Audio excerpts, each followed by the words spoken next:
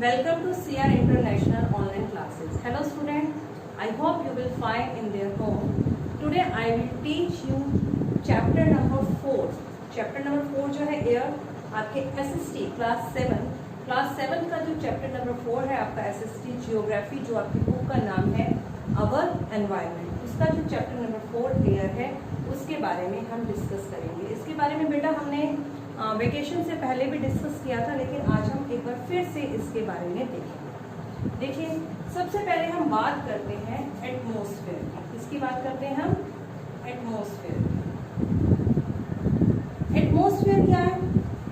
Atmosphere means वायुमंडल, ठीक है।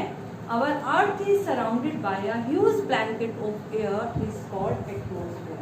मीन्स हमारी जो पृथ्वी है ह्यूज ब्लैंकेट, एक बहुत मोटी सी चादर से घिरी हुई है, जिसे हम वायुमंडल कहते हैं या फिर हम एटमॉस्फेयर कहते हैं, ठीक है। ये तो क्या आपका एटमॉस्फेयर की जो हमारी अर्थ है। आवर अर्थ इज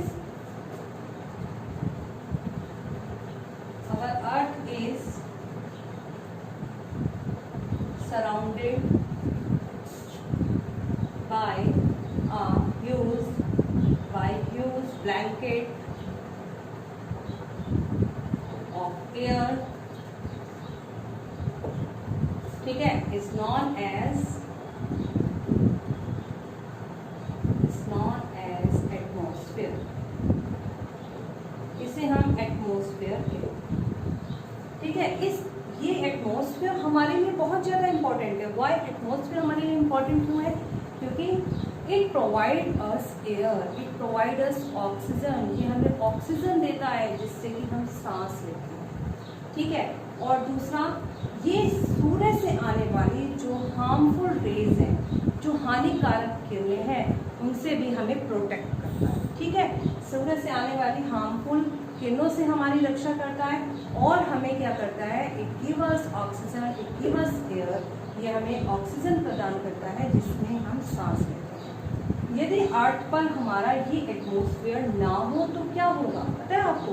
यदि एटमॉस्फेयर नहीं होगा तो क्या होगा कि सन की हीट को जो पृथ्वी रिसीव कर रही है ना, सन की हीट को पृथ्वी ने रिसीव कर लिया। आप देखिए ना, दोपहर के समय हमारी जो पृथ्वी है वो गर्म होकर जल उठती है। तो जो पृथ्वी ने जो सूर्य की हीट को रिसीव किया है, जैसे ही सन सेट होगा, सूर्य अस्त होगा, उसके बाद ही उसके तापमान को हम महसूस करते हैं। लेकिन यदि एटमॉस्फेयर नहीं होगा तो एकदम से सारी की सारी जो हीट है वो एकदम से रिलीज हो जाएगी और हमारी पृथ्वी एकदम फ्रीज हो जाएगी, अर्थ बिल्कुल बर्फ हो जाएगी, ठीक है। तो ऐसे में क्या होगा? वहां पर जो है मानव जीवन संभव नहीं हो पाएगा, ठीक है। ये तो हो गया आपका atmosphere and importance of atmosphere. बेटा आप अपनी बुक देखिए, आपकी बुक में जो दे रखा है चैप्टर नंबर 4, उसे आप निकालिए। Open your book, chapter number 4। Our earth is surrounded by a huge blanket of air called atmosphere. हमने लिखा कि जो अवर अर्थ, हमारी जो पृथ्वी है, इज सराउंडेड, वो घिरी हुई है, बाय अ ह्यूज ब्लैंकेट, की बहुत बड़ी चादर से, ऑफ एयर, वायु की बहुत बड़ी चादर से, जिसे हम क्या कहते हैं? एटमॉस्फेयर, या फिर जिसे हम हिंदी में वायुमंडल भी कहते हैं, ठीक है बेटा।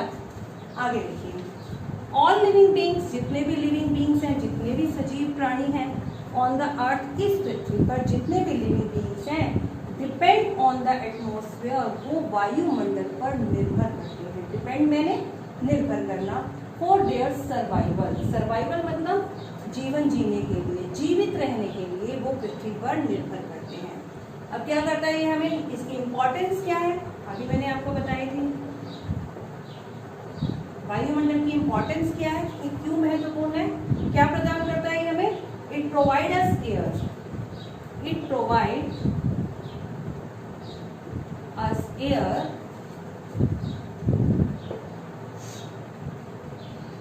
We breathe. ये हमें एयर प्रदान करता है जिसके द्वारा हम सांस लेते हैं। ये तो हो गई इसकी फर्स्ट इंपॉर्टेंस, वायुमंडल की, एटमॉस्फेयर। सेकेंड इंपॉर्टेंस क्या है इसकी? मैंने अभी बताया था कि हमें प्रोटेक्ट करता है सन की हार्मफुल रेज से, उसी के बारे में लिखा है। It protect us the harmful effect of the sun rays, यानी कि हमें प्रोटेक्ट करता है, protect us from harmful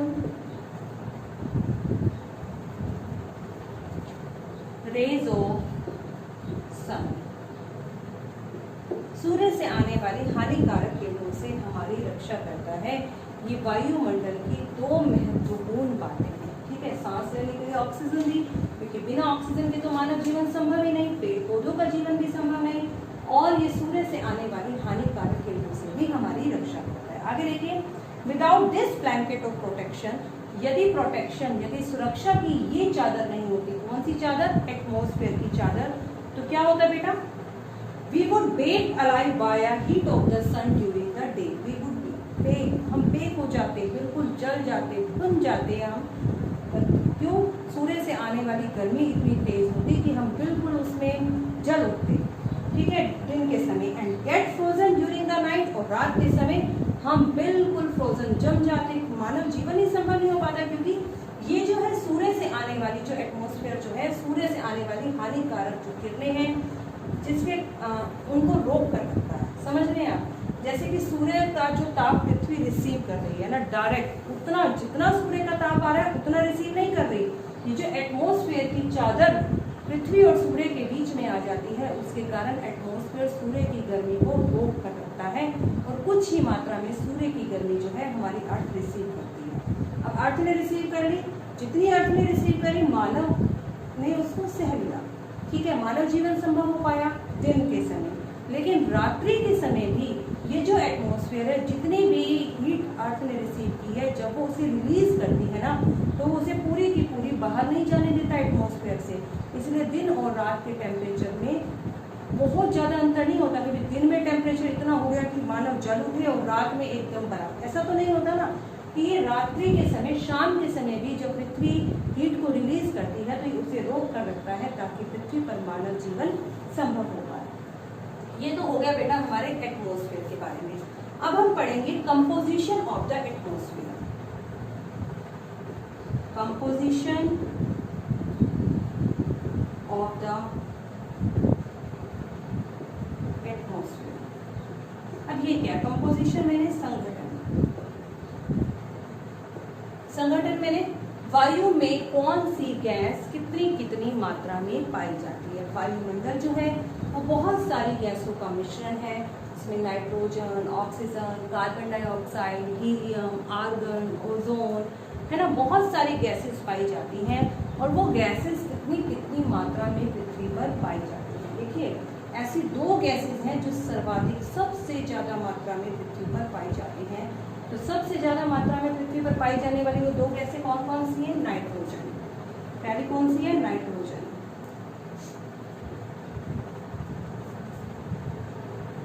nitrogen जो है वो पाई जाती है 78%, ठीक है। नाइट्रोजन की क्वांटिटी कितनी है? 78%। एंड ऑक्सीजन की 21%।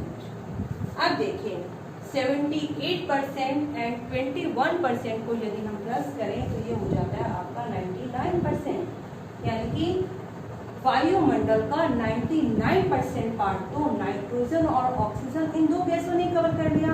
अब बाकी का बचा सिर्फ 1%, ठीक है। अब 1% में बाकी सारी गैसेस, बाकी सारी गैसेस कौन कौन सी हैं? कार्बन डाइऑक्साइड, ठीक है। और कौन सी गैस है? कार्बन डाइऑक्साइड हो गई आपकी, और उसके साथ हो गया आपका हीलियम, ओजोन, आर्गन, ये सभी गैसेस हैं जो पृथ्वी पर पाई जाती हैं, ठीक है। और इसके साथ डस्ट पार्टिकल,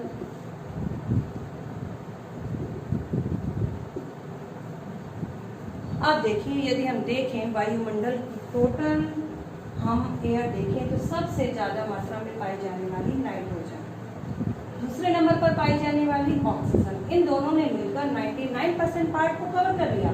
जो ओनली 1% पार्ट जो बचा, उसके अंदर कार्बन डाइऑक्साइड, हीलियम, ठीक है, ओजोन, आर्गन, डस्ट पार्टिकल, ये सब इसके अंदर आ गए। देखिए बेटा हम इसको ना एक डायग्राम के द्वारा भी देख सकते हैं।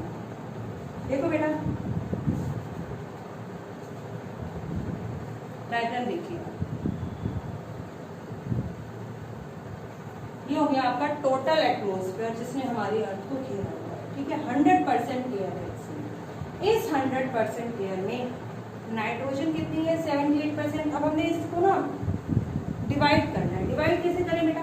मान लीजिए हमने इसका एक आरेख बनाया तो ये तो दो हो गए 50-50% हो गए ना, और हमने 25 यानी टोटल 100। लेकिन हमारी ये तो है, ये मैंने कर दिया 50, ये मैंने हटाया 75, ये बच गया 75, और जो हमारी ऑक्सीजन है वो है 21%, मीन्स वो यहाँ पर है ऑक्सीजन। ठीक है, तो ये तो हो गई आपकी ऑक्सीजन 21%, ये हो गई आपकी नाइट्रोजन 78%, और यहाँ जो बच गया 1%, कितना? 1% जो है आपका वो हो गया आपका अदर गैसेस। और उन अदर गैसेस में आपकी क्या क्या आ गई? Carbon dioxide, helium, ozone, argon, dust particle, ये सब मिलाकर ओनली 1%। और इतनी कम मात्रा में पृथ्वी पर पाए जाते हैं, लेकिन फिर भी ये हमारी पृथ्वी के लिए बहुत बहुत इम्पोर्टेंट। देखिए सबसे पहले हम बात करते हैं नाइट्रोजन। ठीक है, सर्वाधिक मात्रा में पाई जाने वाली गैस है। बेटा बुक ओपन कीजिए फिर से, कंपोजिशन वाले पैराग्राफ पर आइए। Do you know that the air we take in while breathing is actually a mixture of many gases. यानी क्या आप जानते हैं कि हम सांस के द्वारा जो वायु लेते हैं वास्तव में वो बहुत सारी गैसों का मिश्रण है। Nitrogen and oxygen are two gases which make up the bulk of the atmosphere. Nitrogen और ऑक्सीजन ऐसी दो गैसेस हैं जो वायुमंडल के एक बहुत बड़े पार्ट को बनाती हैं। हमने देखा ना कितनी थी नाइट्रोजन? 78% और ऑक्सीजन 21%, दोनों ने मिलाकर 99% पार्ट को कवर किया। मीन्स इन्होंने लगभग सारे ही एटमॉस्फेयर को कवर कर दिया, ओनली 1% रह गया।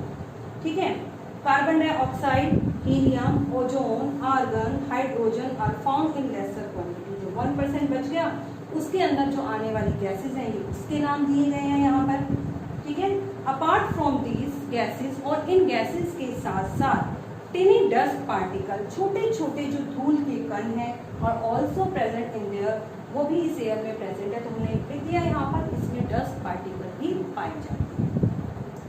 आगे देखिए, nitrogen is the most plentiful gas present in the air. Nitrogen वायुमंडल में पाई जाने वाली भरपूर मात्रा में पाई जाने वाली गैस है। ठीक है, हमने देखा क्यों, कितनी है? सबसे ज्यादा मात्रा है ना इसकी 78%। आगे देखिए, when we inhale we take some amount of oxygen into our lungs and exhale it। जब हम सांस लेते हैं ना, जब हम सांस लेते हैं तो उसके साथ बहुत सारी नाइट्रोजन को हम अपने अंदर ले लेते हैं। ठीक है, हम अपने फेफड़ों में उसे ले लेते हैं, और जब हम सांस को बाहर छोड़ते हैं तो फिर हम उस नाइट्रोजन को वापस बाहर की तरफ निकाल देते हैं। We take some of nitrogen into our lungs and exhale it। तो ऐसा करने से हम कुछ मात्रा में नाइट्रोजन को भी अपने फेफड़ों तक ले जाते हैं, और उसे फिर हम एक्सेल कर देते हैं, मीन हम उसे बाहर निकाल देते हैं। बट प्लांट नीड नाइट्रोजन, लेकिन पौधों को नाइट्रोजन की बहुत आवश्यकता होती है for their growth, for their survival. अपनी ग्रोथ के लिए, अपने जीवन के लिए उन्हें बहुत ज़्यादा ज़रूरत है। किसको? प्लांट्स को। प्लांट्स को सबसे ज़्यादा आवश्यकता होती है नाइट्रोजन की। ठीक है, they can not take nitrogen directly from the air. वो एयर से डायरेक्ट तो नाइट्रोजन नहीं ले सकते। जैसे हम लोगों ने तो सांस ली, तो जब हमने सांस ली तो हमने बहुत सारी एयर को अपने अंदर लिया, जिसके साथ कुछ मात्रा में नाइट्रोजन भी हमारे अंदर चली गई। लेकिन पेड़ पौधे तो ऐसे सांस नहीं लेते ना, तो वो क्या करेंगे? वो देखिए, bacteria that live on the soil and root of some plant. पौधों की जड़ों के ऊपर और मिट्टी में जो बैक्टीरिया रहते हैं, जो छोटे छोटे कीटाणु और जीवाणु हैं, take nitrogen from the air. वो वायु से नाइट्रोजन को लेते हैं एंड चेंज इट्स रूप को बदल देते हैं, so that plant can use it, ताकि पेड़ पौधे भी उसे यूज कर सके। मीन्स पेड़ पौधों ने डायरेक्ट तो सांस नहीं लिया, तो मिट्टी में और पौधों की जड़ों में जो बैक्टीरिया रहते हैं उन्होंने नाइट्रोजन के फॉर्म को बदल दिया ताकि वो प्लांट्स के लिए हेल्पफुल हो सके। आगे देखिए ऑक्सीजन। ऑक्सीजन क्या है? Oxygen is second most plentiful gas in the earth. दूसरी भरपूर मात्रा में पाई जाने वाली गैस कौन सी है? ऑक्सीजन। और ऑक्सीजन की मात्रा कितनी है? 21। फर्स्ट पर नाइट्रोजन की और सेकंड हो गई आपकी ऑक्सीजन। देखिए आगे, human and animal take oxygen from the air as they breathe. Human and animal, मानव और पशु क्या करते हैं? जब वो सांस लेते हैं तो सांस के साथ ना बहुत सारी ऑक्सीजन को वो लेते हैं, क्योंकि ऑक्सीजन ही लेंगे साथ में। और जब वो ऑक्सीजन को लेते हैं और जब वो बाहर सांस छोड़ते हैं तो क्या रिलीज करते हैं? वो कार्बन डाइऑक्साइड को। ठीक है, प्लांट्स ने ऑक्सीजन को टेक किया और रिलीज किसको किया? उन्होंने कार्बन डाइऑक्साइड को। तो यही लिखा है, human and animal take oxygen from the air as they breathe. मानव और जो पशु है जब वो सांस लेते हैं तो उसके साथ बहुत सारी ऑक्सीजन को सांस के द्वारा अंदर ले लेते हैं। Green plant produce oxygen during the photosynthesis. और फोटोसिंथेसिस यानी कि प्रकाश संश्लेषण की विधि के द्वारा जो पेड़ पौधे हैं वो क्या करते हैं? ऑक्सीजन को रिलीज करते हैं और कार्बन डाइऑक्साइड को वो ग्रहण करते हैं। कार्बन डाइऑक्साइड टेक करते हैं और बदले में हमें क्या देते हैं? वो oxygen. Green plant produce oxygen during the photosynthesis. In this way, oxygen content in the air remain constant. Constant मतलब बनी रहती है, जितनी मात्रा है उतनी ही समान रहती है। इनका कहने का मतलब है कि जब हमने सांस लिया ना, जब हम ब्रीथिंग करते हैं, जब हम सांस लेते हैं ना, तो हम बहुत सारी ऑक्सीजन को अपनी बॉडी के अंदर ले जाते हैं और जब हम उसे बाहर की तरफ रिलीज करते हैं तो वो कौन सी गैस होती है? Carbon dioxide. लेकिन जो ग्रीन प्लांट्स हैं वो उसी कार्बन डाइऑक्साइड का यूज करते हैं और जितनी मात्रा में हमने रिलीज की ना, जितने अमाउंट में हम रिलीज कर रहे हैं कार्बन डाइऑक्साइड को, उतनी ही अमाउंट में वो उस कार्बन डाइऑक्साइड को लेते हैं और बदले में उतनी ही मात्रा में हमें वो ऑक्सीजन देते हैं। ठीक है, इसके कारण क्या रहता है? वायु में जो ऑक्सीजन का अमाउंट है ना वो कांस्टेंट, निरंतर, लगातार समान बना रहता है। If we cut trees, then this balance get disturbed. लेकिन यदि हम पेड़ पौधे जानते हैं ना, पेड़ हमारे लिए बहुत इम्पोर्टेंट है। यदि हम पेड़ों को कट कर देंगे तो क्या होगा? पेड़ पौधे जो हैं वो कार्बन डाइऑक्साइड को लेते हैं और बदले में ऑक्सीजन देते हैं। जब पेड़ पौधे ही नहीं होंगे तो हमारे द्वारा छोड़ी गई कार्बन डाइऑक्साइड कहाँ जाएगी? कहीं नहीं। ठीक है, तो क्या होगा? कार्बन डाइऑक्साइड की मात्रा बढ़ती जाएगी और जितनी भी एयर के अंदर ऑक्सीजन है उसे हम यूज करते जाएंगे। और अगर पेड़ पौधे रहेंगे नहीं तो एक समय ऐसा आएगा जब मानव जीवन और पेड़ पौधे और पशुओं का कोई भी जीवन पृथ्वी पर संभव नहीं हो पाएगा। तो ये जो ट्री ही है जिसके कारण बैलेंस बना रहता है एयर का, इसलिए बेटा हमें बहुत ज़्यादा पेड़ लगाने चाहिए। मोर एंड मोर ट्रीज, आपको ज़्यादा से ज़्यादा पेड़ लगाने चाहिए। जहाँ भी आसपास आपको लगता है कोई खाली जगह है या खाली जगह नहीं भी है तो भी आप बहुत सारे गमले के अंदर ना, पोट्स के अंदर भी आप बहुत सारे प्लांट्स लगा सकते हैं ताकि हमारी जो एयर है वो प्योर हो और हमें निरंतर अच्छी मात्रा में हमें जो है ऑक्सीजन मिलती रहे। Carbon dioxide is another important gas. और इसके अलावा बात कर रहे हैं कार्बन डाइऑक्साइड जिसकी मात्रा पृथ्वी में बहुत बहुत कम पाई जाती है। ये कार्बन डाइऑक्साइड की हम बात करेंगे, ये भी एक इम्पॉर्टेंट गैस है। इतनी कम मात्रा में है फिर भी ये बहुत ज़्यादा इम्पॉर्टेंट है। Green plant use carbon dioxide to make their food. जो हर एक पेड़ पौधे हैं वो अपना भोजन बनाने के लिए इस गैस का इस्तेमाल करते हैं। अभी मैंने आपको बताया भी था कि हम ऑक्सीजन लेते हैं और बदले में कार्बन डाइऑक्साइड छोड़ते हैं, लेकिन जो पेड़ पौधे हैं वो अपना भोजन बनाने के लिए इस कार्बन डाइऑक्साइड का यूज करते हैं एंड रिलीज ऑक्सीजन। और हमें क्या देते हैं? ऑक्सीजन देते हैं। ह्यूमन और एनिमल रिलीज कार्बन डाइऑक्साइड। मानव और पशु कार्बन डाइऑक्साइड को रिलीज करते हैं।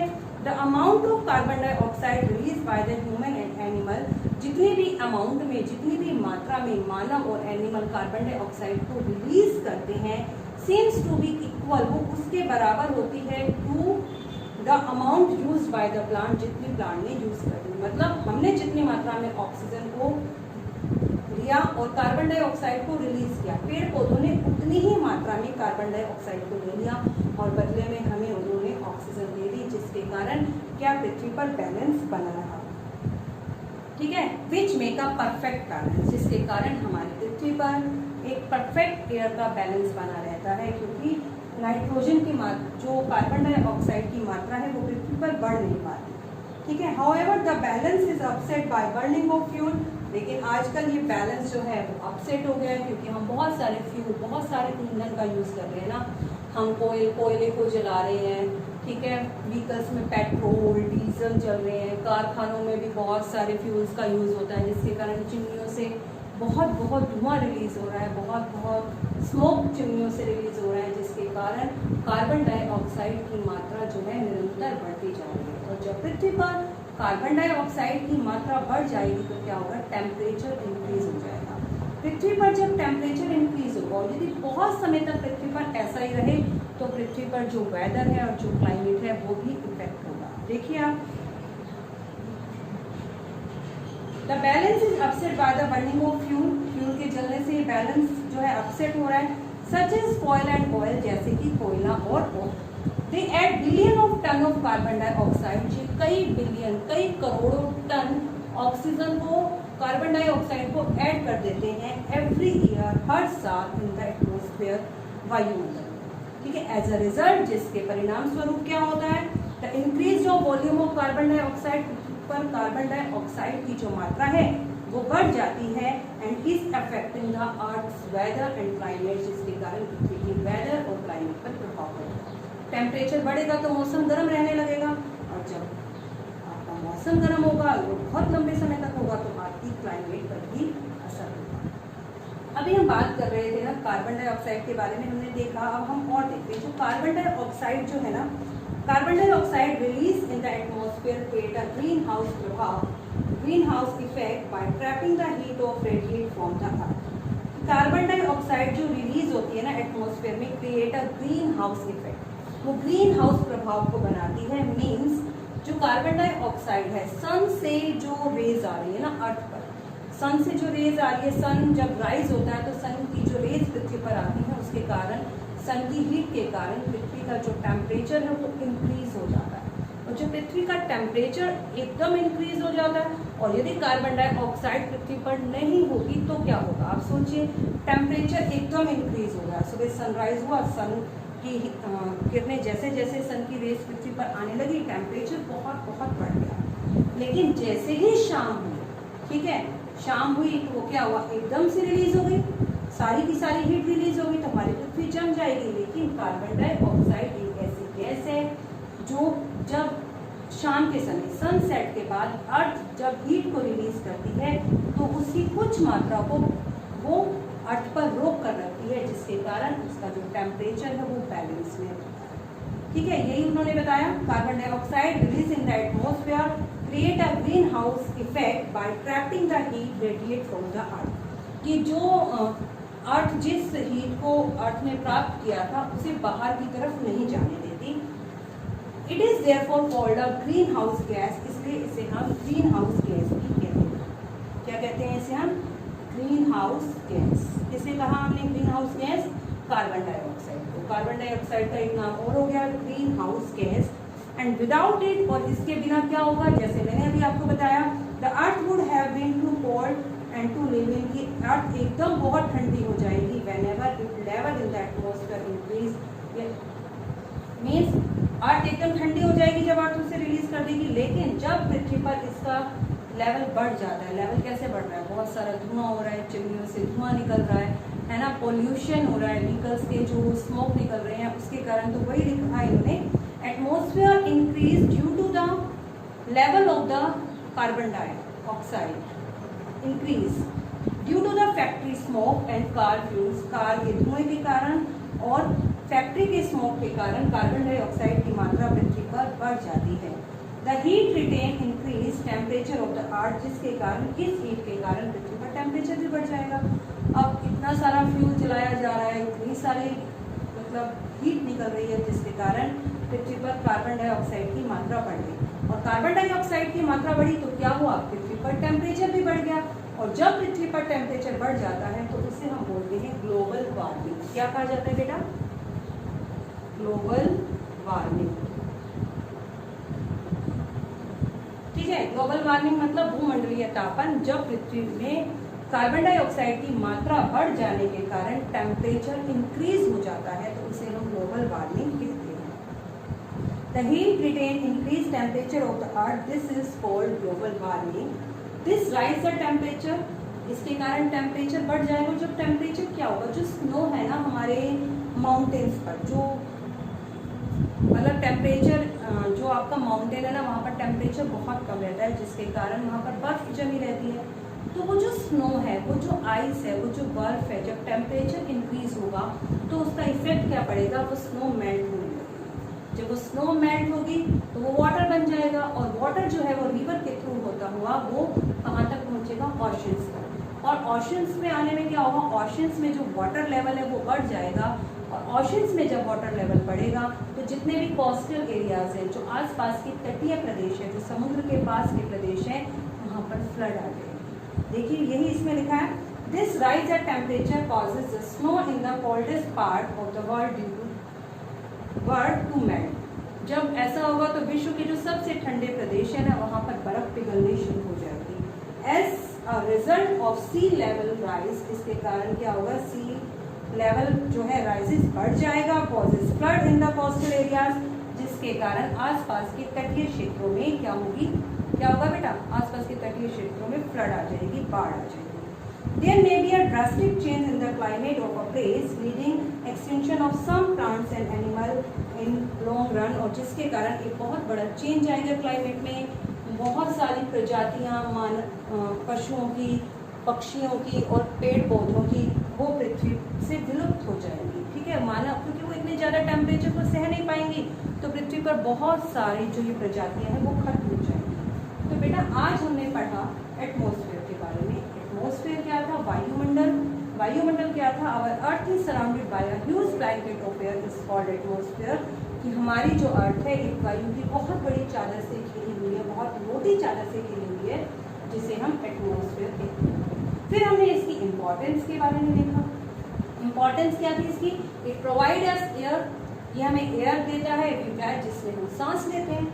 ठीक है, सेकंड क्या था, protect it's from the harmful sun rays, और सूर्य से आने वाली हार्मफुल जो सूर्य की किरणें हैं उनसे हमारी रक्षा, इसके बारे में हमने पढ़ा। फिर हमने देखा कंपोजिशन ऑफ द एटमॉस्फेयर, कि वास्तव में एटमॉस्फेयर में जो गैसेस पाई जाती हैं उनकी क्वांटिटी कितनी कितनी है। तो हमने जाना नाइट्रोजन जो है वो 78% है, ऑक्सीजन जो है वो 21% है, इन दोनों ने मिलाकर 99% को कवर किया, और जो बाकी 1% रिमेन रह गया, उस रिमेन पार्ट के अंदर आपकी carbon dioxide, helium, argon, hydrogen and dust particles सभी हैं। ठीक है, और फिर हमने पढ़ा नाइट्रोजन के बारे में, कि नाइट्रोजन की इम्पोर्टेंस क्या है। पेड़ पौधे जो हैं उनको अपने सर्वाइवल के लिए नाइट्रोजन की ज़रूरत पड़ती है, लेकिन उसे डायरेक्ट नहीं ले सकते। ठीक है, किसके थ्रू लेते हैं, जो बैक्टीरिया उनकी रूट्स पर रहता है और सॉइल में रहता है ना, उसके थ्रू वो उस नाइट्रोजन को ग्रहण करते हैं। जो ऑक्सीजन, ऑक्सीजन के बारे में हम सब जानते हैं कि हमें सांस लेने के लिए ऑक्सीजन की ज़रूरत है, और अगर ऑक्सीजन नहीं होगी तो हम तो जीवित ही नहीं रह पाएंगे, पेड़ पौधे भी नहीं हो पाएंगे। ठीक है, और थर्ड हो गई आपकी कार्बन डाइऑक्साइड। तो पेड़ पौधों को अपना फूड बनाने के लिए, प्लांट्स को फूड बनाने के लिए कार्बन डाइऑक्साइड की बहुत ज़रूरत होती है। ठीक है, अब जितनी मात्रा में हम ऑक्सीजन को रिलीज करते हैं वो हम ऑक्सीजन रिलीज में हम जितनी मात्रा में हम ऑक्सीजन को लेते हैं, ठीक है, उतनी ही मात्रा में हम कार्बन डाइऑक्साइड को रिलीज करते हैं, और पेड़ पौधे जो हैं वो उतनी ही मात्रा में कार्बन डाइऑक्साइड को लेकर हमें बदले में ऑक्सीजन देते हैं, जिसके कारण एटमॉस्फेयर में एयर का बैलेंस बना रहता है। ठीक है, अब यदि एटमॉस्फेयर में कार्बन डाइऑक्साइड की मात्रा बढ़ जाए तो क्या होगा, टेम्परेचर इंक्रीज होगा, टेम्परेचर बहुत बढ़ेगा तो वहाँ का वेदर, वहाँ की क्लाइमेट बढ़ेगी। ठीक है, जो माउंटेन एरिया है वहाँ से स्नो मेल्ट होनी स्टार्ट हो जाएगी, और ओशंस का लेवल बढ़ेगा, जिसके कारण क्या होगा, उन एरियाज में फ्लड भी आ सकती है। ठीक है।